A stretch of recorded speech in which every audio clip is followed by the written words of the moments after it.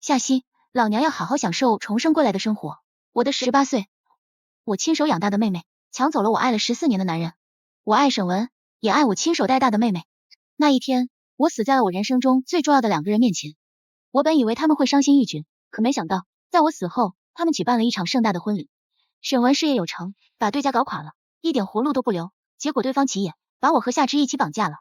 沈文最后没有救我被对家从30层高的浪板楼推下，然后我就死了。只记得我死后灵魂忽然出窍，然后远远看见沈文把夏之抱下了楼，还是公主抱。救护车就匆匆的赶到，我转头看了一眼自己的尸体，惨不忍睹。我是夏之的姐姐夏曦，反正我没去投胎，主要是也不知道怎么投胎。他们告诉我说鬼差会来收人，但是好像没有鬼差来收我，于是我就灵魂状态持续了很久。我死之后看着他们为我操办后事，我坐在自己的灵堂边，父母眼睛都已经哭红，可是我却不知道该如何是好。主要是我安慰他们，他们也听不到，看着来来往往的人也是好生无聊。沈文也来了，他站在我的灵堂前看了很久，我就站在他的对面，只不过他看不见我，我从他的眼神里看到了什么呢？愧疚，好像也是，只有愧疚了吧。毕竟我是舔狗，他可不喜欢我。我父母看见他，母亲直接激动的摔了一个瓶子，又冲上去哭喊着打他。父亲在一旁拉着母亲，他不动，只是默默的承受着。等母亲消完气，大骂着叫他滚时，然后他就走了，什么也没说。我也走了，主要是感觉很不舒服，哪有自己看着自己葬礼的。但是我不知道我应该去哪里，于是我跟着他走了。他去到了哪里呢？他去找了夏之。夏之此刻正在花园里，一副我见犹怜的样子，眼眶已哭得红肿。也是，她可是我亲手带大的妹妹，我想告诉她，我不怪她。我看见沈文慢慢向夏之走近，走得很慢，但我却平白无故的看出了几分坚定。他走到了他面前，伸手递过去一张纸，低垂的眼眸透露出来的是满满心疼。我摇了摇自己的头，觉得一定是自己想多了。节哀。夏之却是哭得更伤心，哽咽的快要说不出话了，断断续续的。沈文哥，我没有姐姐了。我看着沈文那伸出却又缩回的手，又看着他的面容。夏之，对不起，都是我的错，都是我的错。那以后他们的交集渐渐多了起来，我一直跟在沈文的身边，他向我展现的都是我从来没见过他的另一面，只不过对象不是我，他也不知道，我一直跟在他身边。那是我死后的第2个月，夏之被淋了雨在路上，刚好被他看见，他急忙跑过去，再后来我记不清了，只记得那一天晚上，那碗热腾腾的红糖水和他忙碌的身影。我的心里突然冒出一个想法，但是我逃了，我不敢相信我内心不由自主冒出来的想法。可后来的确印证了我的想法，我看着沈文如何一步步的攻略夏之的心，慢慢一步步打开夏之因为我而打的心结，看着夏之一步步的退缩，却又被他的炽热真诚而打动，看着夏之犹豫不决的徘徊，却又被他一次次的坚定选择。我看见沈文会在工作百忙的时候抽出时间去陪夏之吃饭，我看见沈文会在夏之生日前为他做蛋糕，即使重复无数次，只为做出最满意的一个蛋糕，会给他悄悄准备惊喜。我看见沈文会在下雨天的天气开车到另外一个城市，只因为那里有夏之大学时期最喜欢吃的饼干。我看见沈文会因为夏之的一个笑而开心的像一个孩子，因为夏之的一句话心情起起落落。看着沈文如何一步步的求得我爸妈的原谅，又是如何慢慢的一步一步打动夏之的心。我看着他们相爱，看着沈文向夏之求婚，看着沈文和夏之步入婚姻的殿堂。我看着沈文为夏之戴上戒指颤抖的手，原来爱与不爱真的差距能大。他们的婚礼上来了好多好多人，那么的热闹，我逃了出去。老天爷，你不长眼啊，让我不去投胎就是为了看他们相爱，让我认识到我这一辈子活的就像是一个笑话吗？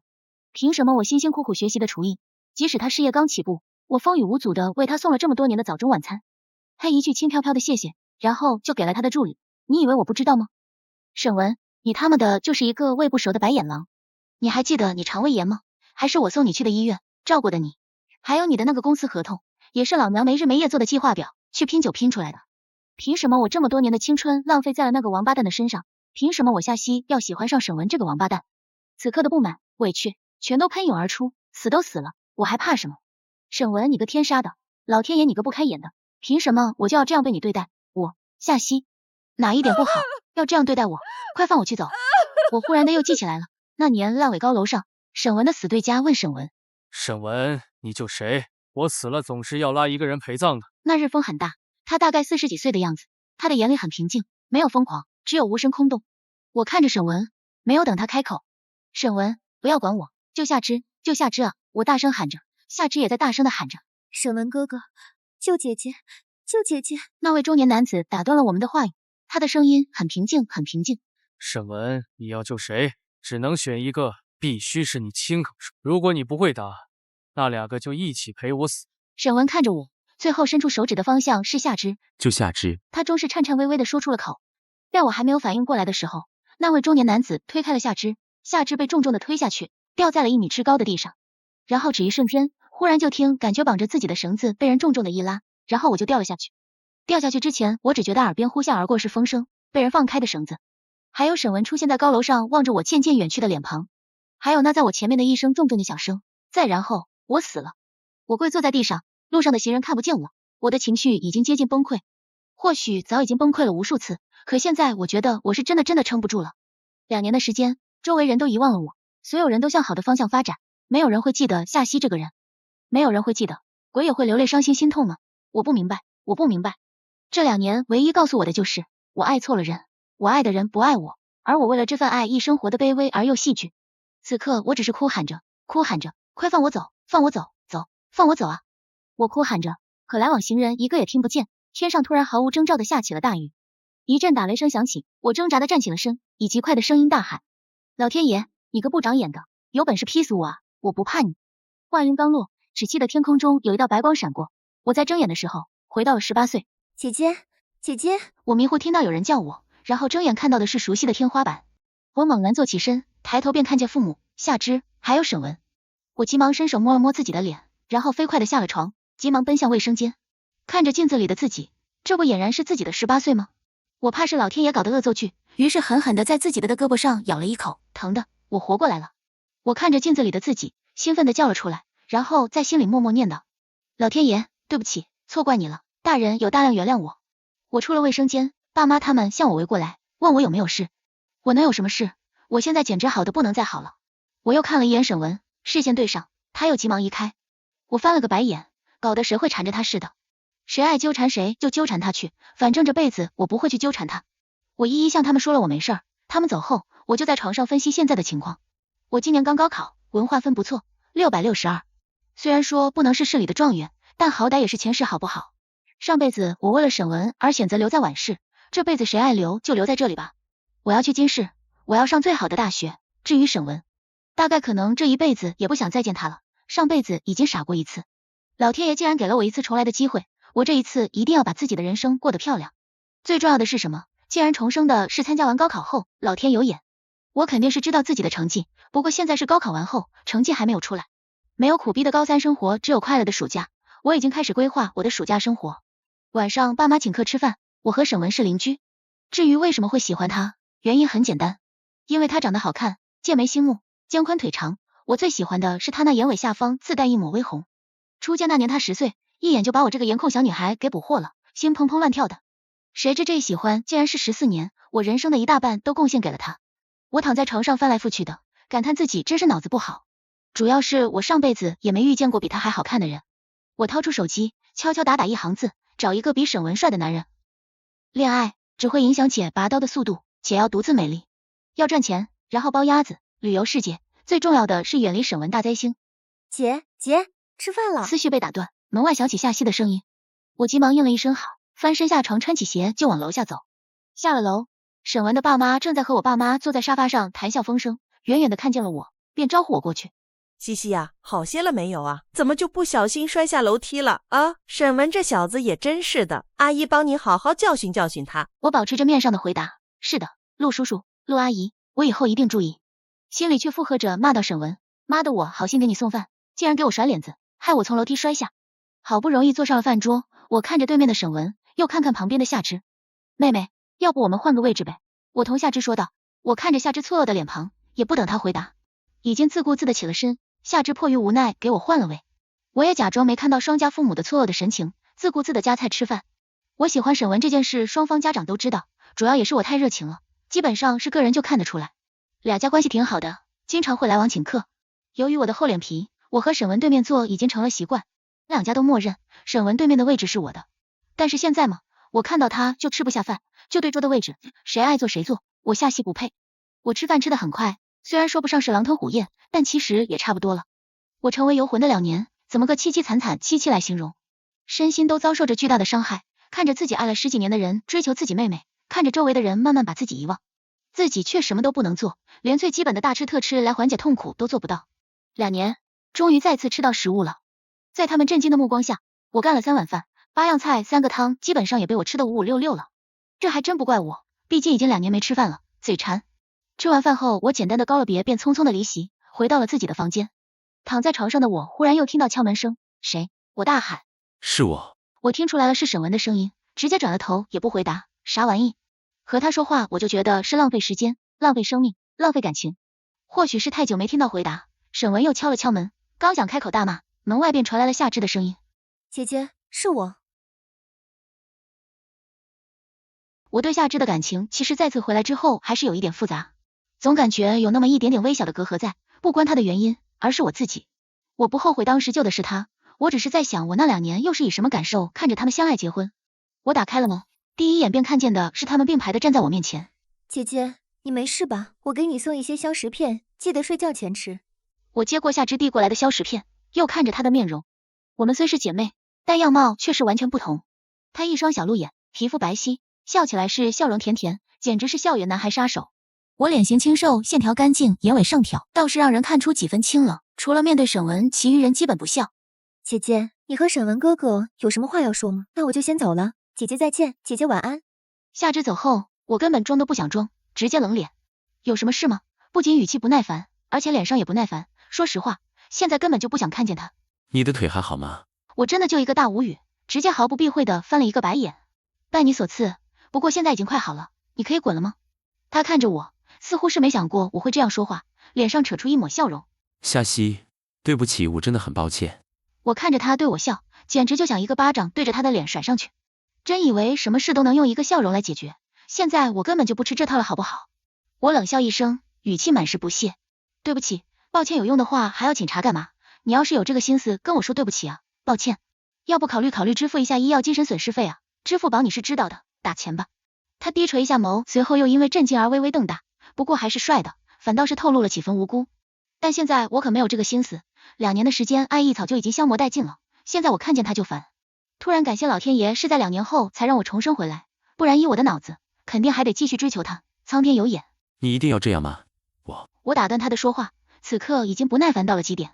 我什么我？不是来赔钱的，就麻烦走远一点 OK 吗？不要来打搅你姑奶奶我，你以为你刘德华啊？我砰的一声关上了房间的门，妈的有病！我低骂一声。反正我就这样舒舒服服的过了几天，简直是不要太快乐，还是做人的感觉好，有吃有喝还有玩。沈文也时不时来我面前转悠，但就是不开口说话。笑话，难道现在还指望我同他讲话吗？求他和好吗？不过现在还好，毕竟也是收了人家10万元钱的。虽然这点钱不够买下我付出的这么多年的青春，但好歹也是回了一点本，以后再慢慢的讨回来，不急。直到高考成绩出来前，我都一直待在家里，该吃吃该喝喝的。沈文也是时常过来混个脸熟，一双眼就这么盯着我，但就是不开口说话。我也假装看不懂，小样，你那点自尊还不够姐看的，指望我先开口说话，下辈子吧，不，下辈子都不可能。直到招生的拜访我家，清大的大学录取我一点都不吃惊，当即就答应了。沈文那边挺热闹的，毕竟是第2名，成绩702分，这么多二，可能真的是个二货。忍他2年了，爱没有了，恨多死了，哈哈哈哈，我676分，不过去金大绰绰有余了。记者来采访，我和沈文站在一起，我黑色短袖搭配着一个黑色微喇裤，头上一个丸子头。沈文一件白 T， 黑色休闲裤，慵懒又帅气。我们俩站在一起，怎么说呢？意外的登对。据我所知，2位是邻居，关系一定很好吧？还行。不熟，还行是沈文回答的，不熟是我回答的。记者有些尴尬，于是又换了一个问题问：你们平时会相互辅导交流学习吗？偶尔。不会，记者说了句真幽默。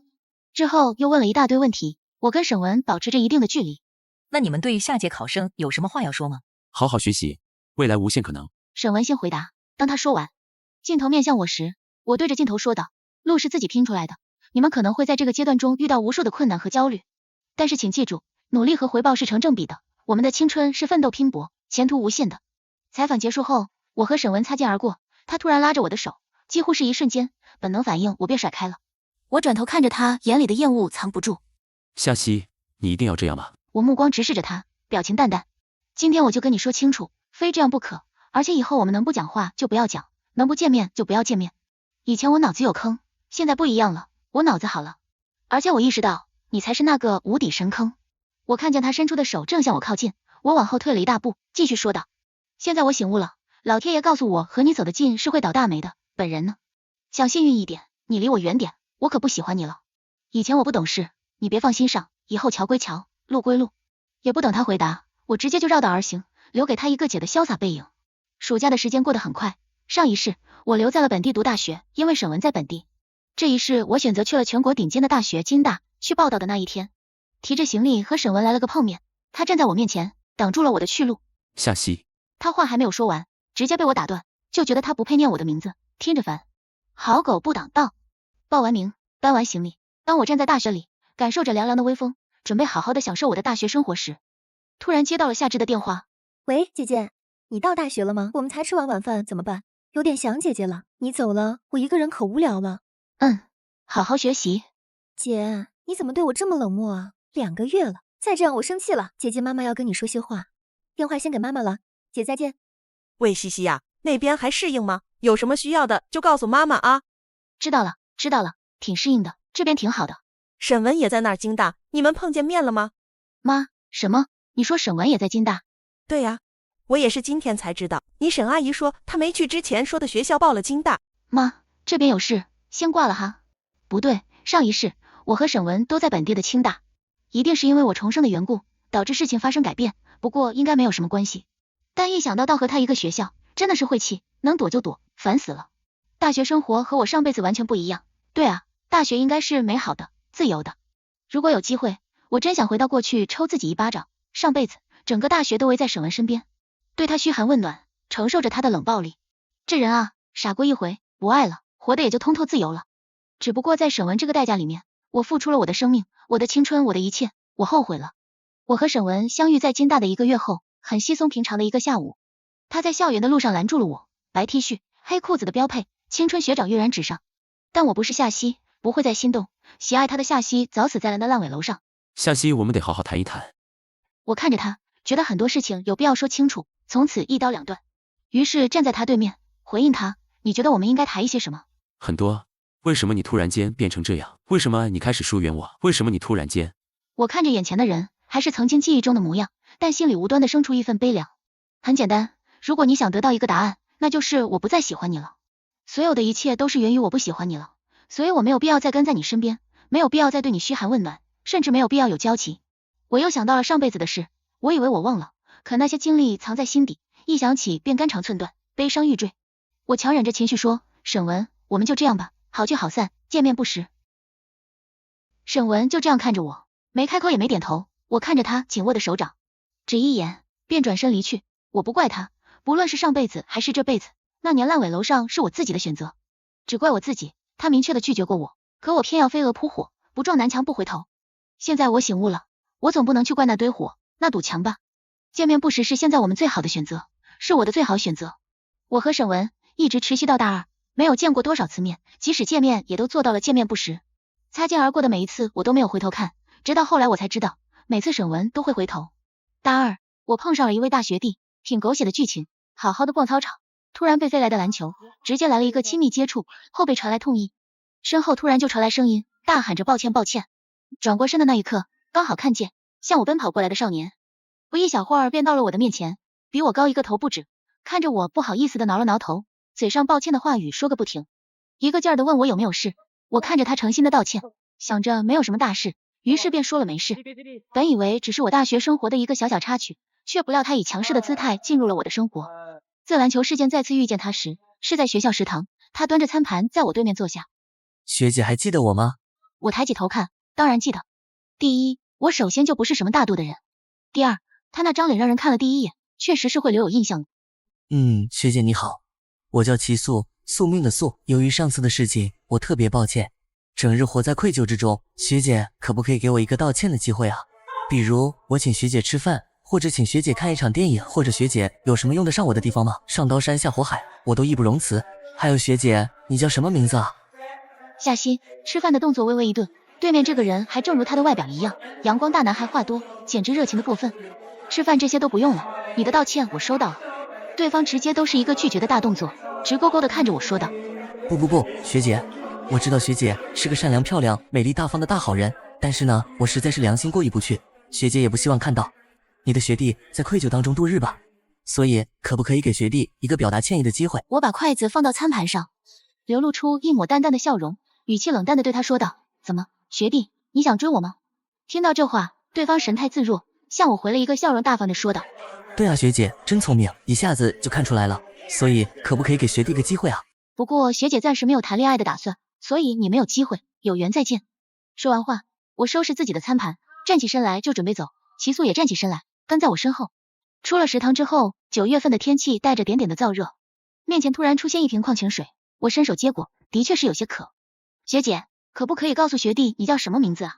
就连我自己也不知道为什么，当时要告诉他自己的名字，于是我归结为收了人家的水，告诉一下名字也没什么。夏曦，哎，好夏学姐。我重新介绍一下，我叫齐素，归宿的宿。说完之后，便从身边跑了。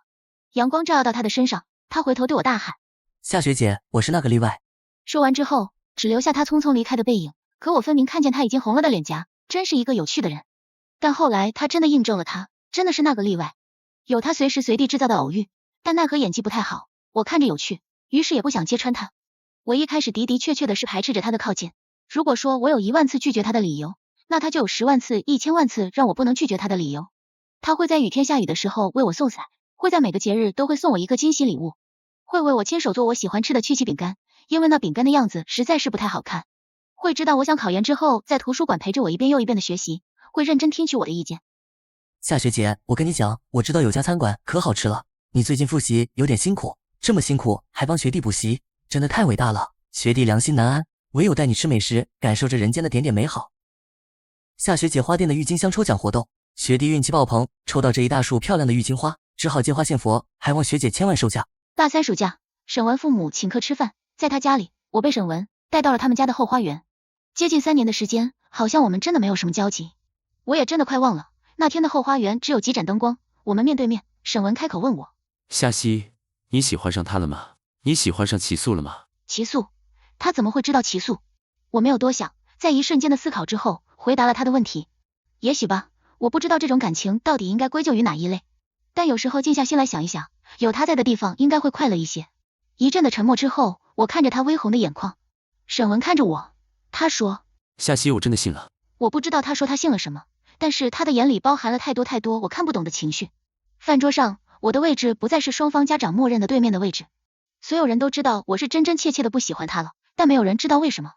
大4，我和齐素谈恋爱了，他正式的成为了我的男朋友。夜晚的操场上，玫瑰花铺满一条路，抓拍的照片贴满了一整个气球墙，每个人的手里都拿着一个星星灯。他抱着我最喜欢的郁金香，向我一步一步的走来。